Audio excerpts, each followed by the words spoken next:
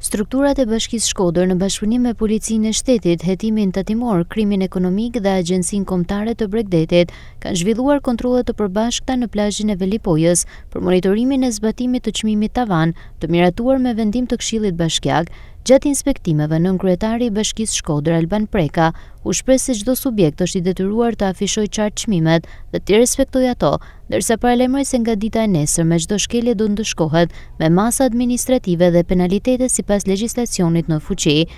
Jemi sot në plazhin e Velipojës për të bërë një paralajmërim të fundit, por edhe për të verifikuar kushtet dhe informacionin për të vendosur nga subjektet për çmimet cilat i përkasin shezlonëve në plazhin e Velipojës. Nga një verifikim paraprak rezulton që shumë subjekte nuk kanë pas vendosur çmimet për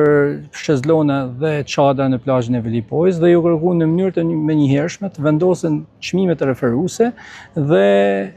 ju kërkuan në mënyrë strikte që mos të kalohet çmimi për plazhin e Velipojës, që është një çmim maksimal për 9.000 lekë një çadër me 2 shezlone dhe për gazebot 15.000 lekë. Në bashkëpunim me strukturat e AKB-s, Krimit Ekonomik dhe Hetimit Tatimor, që nesër mbrapa do të bëhet një monitorim strikt për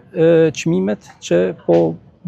përdoren në plazhin e Velipojës. I bëj thirrje qytetarëve që mos bijnë prej abuzimeve dhe të referojnë çdo tejkalim të këtyre çmimeve pranë organeve kompetente. Preka u bëri thirrje qytetarëve dhe pushuesve që të denoncojnë çdo rast abuzimi me çmimet në sallën operative të Policisë Bashkiake në numrin 069 606 0992. Sipas tij, respektimi i rregullave dhe mbrojtja e konsumatorit janë thelbësore për ta mbajtur Velipojën një destinacion turistik ku respektohen ligji, qytetarët dhe pushuesit.